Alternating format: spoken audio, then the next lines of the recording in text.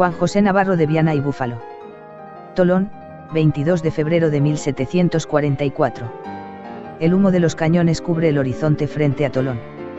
De pie en la cubierta de su navío insignia, Juan José de Navarro de Viana y Búfalo observa cada movimiento enemigo mientras sus hombres ajustan velas y los cañones se preparan para un nuevo ataque de la Armada Británica del almirante Matthews, cuyo objetivo es impedir que España y Francia lleven tropas hacia Italia. Al lado de los españoles, los navíos franceses de Claude Élysée de Court de la Bruyère aguardan, indecisos entre la obligación de apoyar a sus aliados y el temor a provocar una guerra abierta con Inglaterra. La batalla ha comenzado a media mañana, con los cañones tronando hasta envilecer el aire de humo y astillas.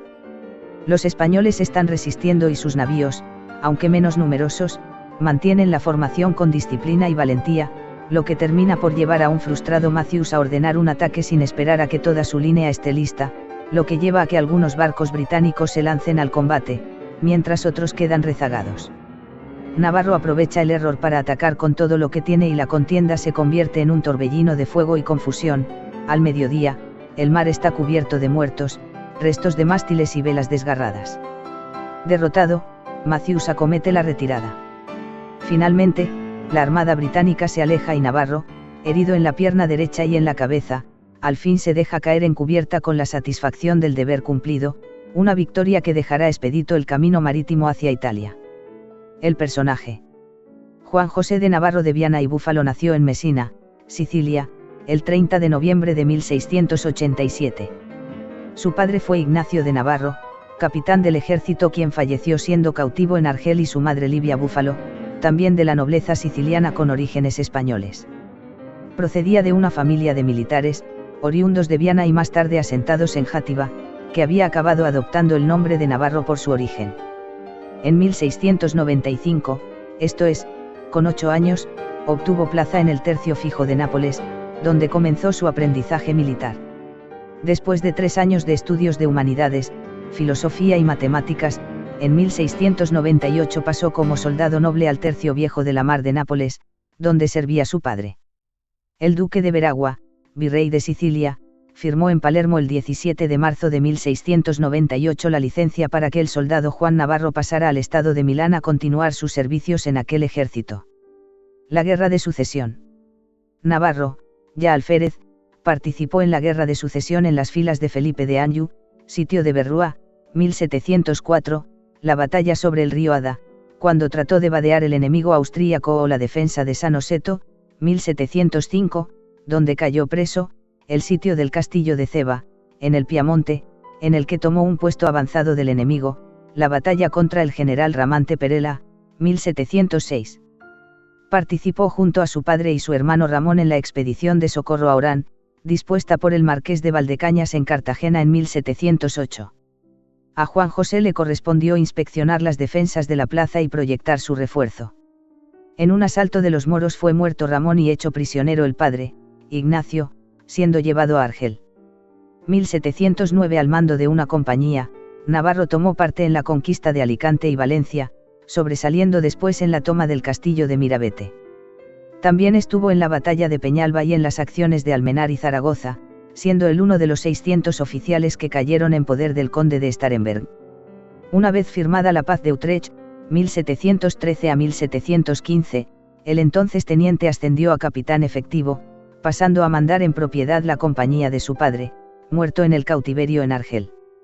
Al mando de esta compañía intervino en la sublevación de Cataluña, pasando durante ella a mandar la sección de granaderos. Tomó parte en 12 combates y se distinguió en el de Col de Argentera, como justifica su jefe Juan de Carvajal, así como en el castillo de Arbiol y en las acciones de Montblanc, Montreuil y de la Selva. En premio a su comportamiento recibió el mando en propiedad de la compañía de granaderos, de la que era a la sazón jefe accidental. Ya como parte de la Real Armada, fue ascendido a alférez en 1717, encargándosele las enseñanzas de matemáticas y la formación en faenas de la milicia, necesarias en los navíos y aun en tierra si fuera del caso. La primera campaña en que sirvió la nueva compañía de guardiamarinas fue en la conquista de Cerdeña. La escuadra la mandaba el marqués de Mari y el ejército, el marqués de Lede.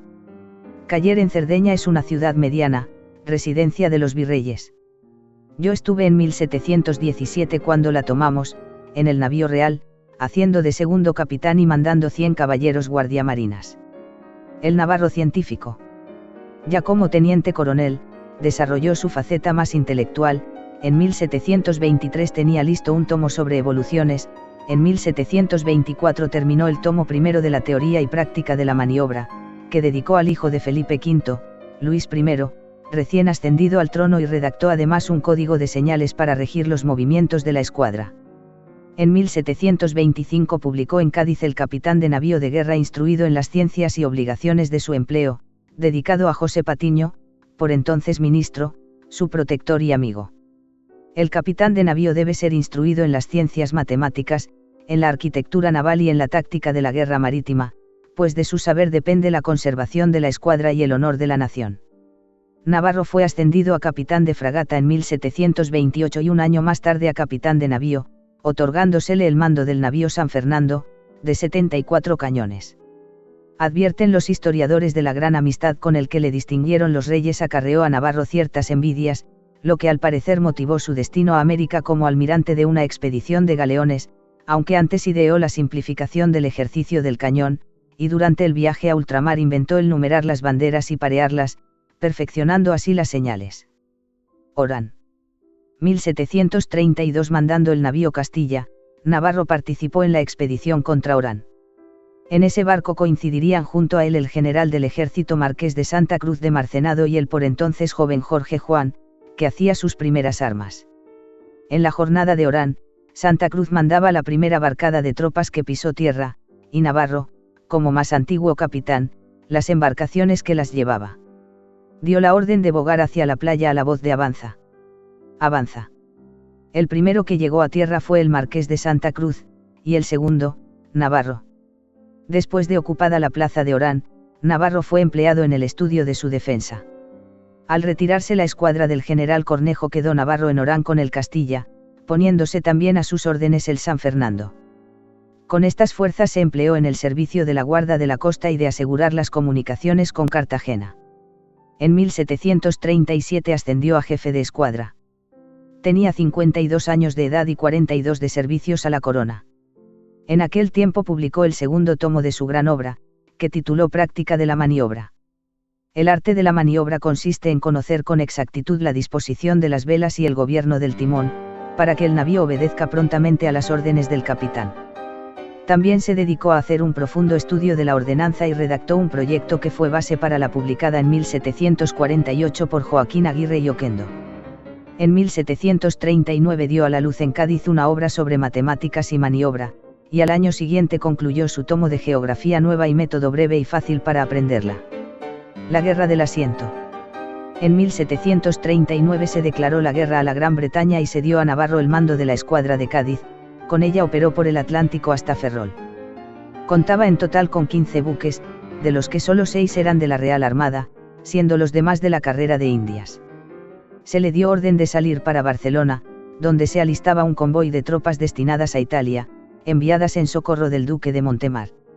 Frente a Cartagena tomó contacto con la escuadra francesa de Court de la Bruyère el 19 de diciembre de 1741, sufriendo todos el 22 de diciembre un violento temporal a la altura de Ibiza que echó abajo el mastelero del buque insignia español. Desde Barcelona salieron para Toscana, hasta que otro temporal que hizo arribar al español sobre las Lleres, quedando el buque insignia en muy malas condiciones. Al fin desembarcaron las tropas en Génova, por imposibilidad marinera de hacerlo en Orvitello, donde estaba previsto. Las escuadras española y francesa volvieron a sufrir nuevos temporales, el primero a la salida de Génova, que les obligó a fondear de nuevo en el mismo puerto, y estando allí un segundo temporal, por lo que tardaron bastante tiempo en poderse hacer a la mar.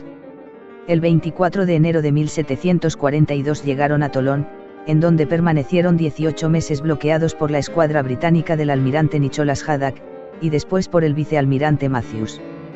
En el combate naval del Cabo Sicie, 22 de febrero de 1744, Navarro resultó herido, primero en la pierna derecha y luego en la cabeza. Por su actuación el rey le promovió al empleo de teniente general y le confirió el título de Marqués de la Victoria. Las escuadras española y francesa se retiraron a Cartagena, desde donde la española, que fue la única que se quedó, hizo varias salidas, cobrando bastantes presas. Gran Bretaña, ante tales pérdidas, decidió al fin bloquear la ciudad con 21 navíos, mandados por el almirante William Rowley. El 15 de marzo de 1750 fue nombrado capitán general del departamento de Cádiz y director general de la Armada. 6 años más tarde terminó al fin su diccionario demostrativo de la configuración y anatomía de toda arquitectura naval moderna, ya presentados sus fundamentos en 1740 cuando ingresó en la Real Academia Española. La arquitectura naval es ciencia que requiere la unión de la geometría, la mecánica y la experiencia del mar. En 1759, a bordo del navío Real Fénix y mandando una escuadra compuesta de 20 navíos y 6 jabeques, trajo a España desde Nápoles al nuevo rey, Carlos III.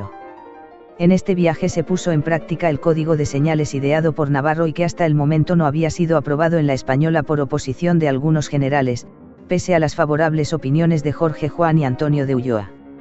El rey, en recuerdo de su viaje, regaló a Navarro un bastón de oro y para que lo usase con el grado supremo de la milicia, le nombró capitán general de la Armada el 13 de diciembre de 1759.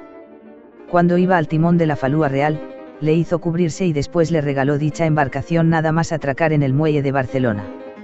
En 1761 elevó al rey una serie de razones agrupadas bajo el título de discursos y diferentes puntos, particularmente sobre la Marina, discursos políticos para el fomento y esplendor de España. La Marina es el nervio principal de la monarquía, pues sin ella no puede sostenerse el comercio ni la defensa de las Indias. En 1765 se publicó en Cádiz su Código de Señales. Cada señal deberá ser clara y distinta, de modo que ningún navío pueda dudar de la orden que se le comunica. La última campaña del Marqués de la Victoria, ya casi octogenario, fue la que hizo en 1765 con una escuadra de 9 navíos para llevar a la infanta María Luisa a celebrar su matrimonio con el archiduque Leopoldo, que luego ocupó el trono imperial, trayendo al regreso a la princesa María Luisa de Parma, que ocuparía el trono de España. En la Armada siguió trabajando para aumentar sus efectivos, el número de los navíos de 3 puentes y el de batallones, creando también el Cuerpo de Inválidos el 30 de abril de 1767. El 25 de diciembre le acometió un vértigo cuando le curaban un pie, luego sobrevino la erisipela y se convirtió seguidamente en gangrena, lo que le ocasionó la muerte a los 84 años de edad en la isla de León, el 5 de febrero de 1772. El Marquesado de la Victoria, está vacante en la actualidad, entre otras cosas porque no queda descendencia de sus 2 únicos poseedores. Concedido al almirante don Juan José Navarro y Búfalo, o Navarro de Viana y Búfalo, de naturaleza siciliana y supuesto origen navarro, por una gran victoria contra el inglés, el título lo heredó su única hija, doña Rosalía Navarro, esposa del también conocido marino don Gutierreguido de Evia Bustamante y Alonso de Caso, primer marqués del Real Transporte. De ellos nació solamente doña María Lutgarda de Evia y Navarro, que sucedió en las dignidades a su madre y a su padre, a este concretamente en 1775. Desposada con el brigadier de la Armada e ilustrado tardío don Juan de Lángara y Huarte, no tuvo descendencia, extinguiéndose ambas líneas. A su muerte, en 1837, el Marquesado de la Victoria quedó sin poseedores, y el del Real Transporte pasó a doña Luisa de Mones Caso y González del Villar, 3 marquesa, dueña del mayorazgo de esta rama de Evia y esposa de don Rafael de Valdés Rivas y Sosa, señor del Coto de Lodeña. Ricardo Ayer Hernández.